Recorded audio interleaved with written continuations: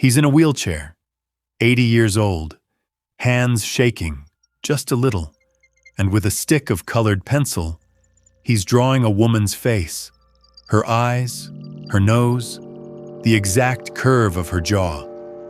No police sketch artist could ever get her right, so he draws her himself, because he says he's the only person left alive who remembers what she looked like. He should know. He's the one who killed her. For decades, nobody connected this man to a single one of his victims. Not the FBI, not local police, not the families who spent years wondering what happened to a daughter, a sister, a mother, who simply never called home again.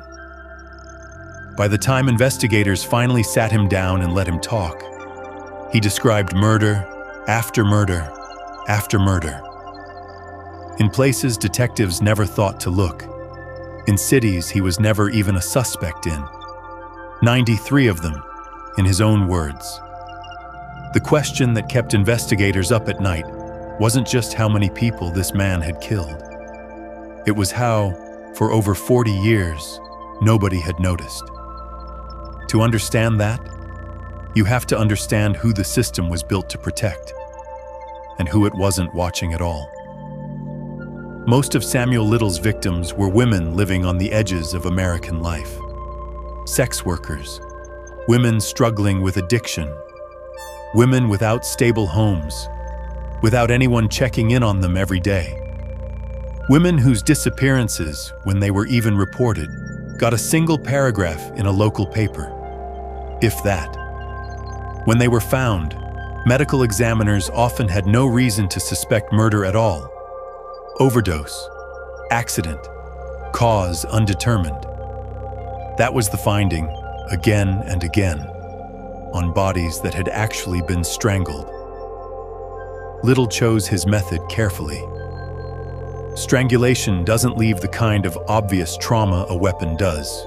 To an overworked coroner in the 70s, 80s, 90s, without clear signs of violence, without a suspect, without a demanding next of kin, a woman found in a ditch or an alley could look, on paper, like nothing more than a tragic overdose.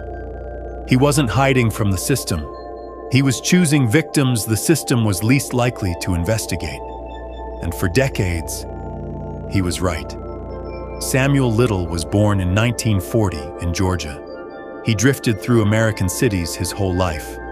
Ohio, the Midwest, later coast to coast. He boxed as a young man, a detail that mattered more than anyone realized. He had the strength and the comfort with violence of a trained fighter. He was also a career criminal. Arrests for theft, assault, and worse trailed him across dozens of states, sometimes under his own name, sometimes as Samuel McDowell.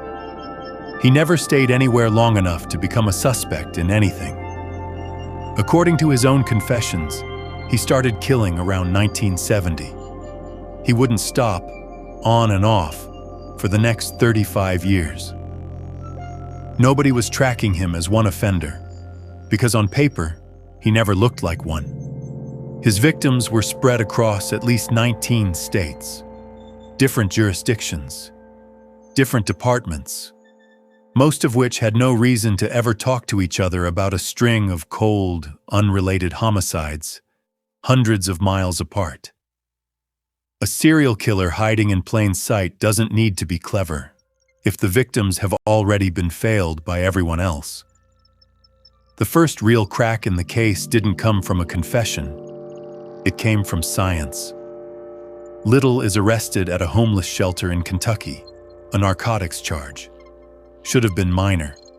A few months maybe and back out. Instead, he's extradited to California, and the LAPD runs his DNA against evidence from unsolved cases. It matched. Not once. 3 times. Carol Elford, Guadalupe Apodaca, Audrey Nelson, 3 women, killed in Los Angeles between 1987 and 1989. Beaten, strangled, cases that sat cold for over 20 years. In 2014, a jury convicted him on all 3 counts. 3 consecutive life sentences. No parole.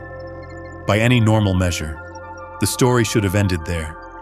A killer, caught, convicted, locked away for good. But one detail bothered analysts at the FBI's Violent Criminal Apprehension Program, VICAP, as they dug into his decades of arrests and movements across the country. The pattern didn't look like 3 murders. It looked like the tip of something much bigger. For years, Little said almost nothing. Denied being violent, denied being a rapist, insisted the system had it wrong. Then, in May 2018, a Texas Ranger named James Holland walked into his cell. Holland had spent nearly 3 decades studying how killers think, and he walked in with one theory. Little didn't see himself the way the world did. He didn't think of himself as a rapist. That label insulted him. But killer? Killer was different. Killer was almost an identity he was proud of. So Holland didn't argue with him. He agreed with him. He told Little he knew he wasn't a rapist. Then he said the one word that mattered: killer. Investigators say they watched something shift in his face. A man who spent nearly 50 years making sure no one connected his crimes suddenly wanted to be known for them. What followed were hundreds of hours of interviews. Little seemed to hold something like a photographic memory of his victims. The exact street, the exact stretch of highway, the sound a body made rolling against gravel. He'd describe a killing in specific, chilling detail. And when police checked, the details matched cases nobody had ever linked to him. He remembered faces well enough to draw them. Over the following months, he sketched dozens of portraits. Women in colored pencil, drawn entirely from memory. Sometimes decades after he killed them.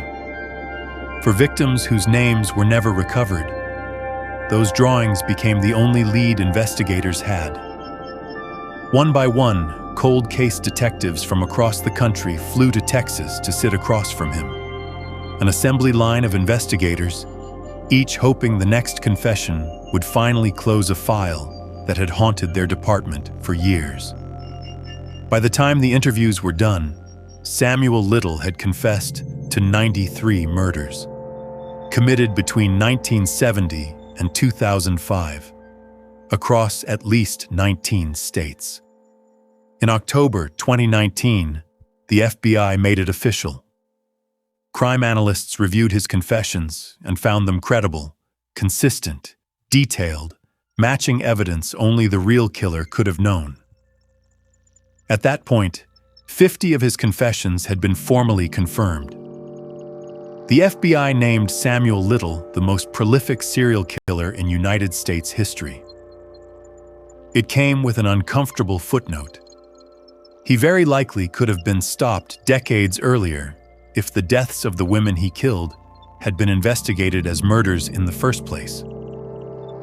Instead of written off as overdoses nobody thought worth a second look. By the time of his death, that confirmed number had grown past 60. Samuel Little died in a California prison on December 30th, 2020, 80 years old.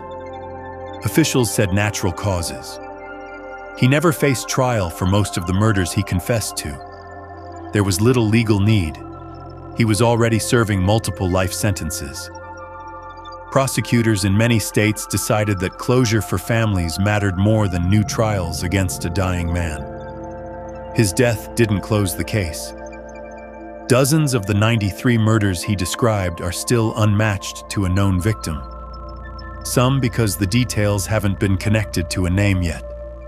Others because the women he killed were never reported missing by anyone at all. In December 2021, the FBI, the Department of Justice, and the Texas Rangers released profiles of 31 still unidentified victims, spanning 9 states, alongside the portraits Little drew from memory before he died. An appeal to the public that continues to this day. Somewhere, There may still be a family who spent decades wondering what happened to someone who simply stopped calling.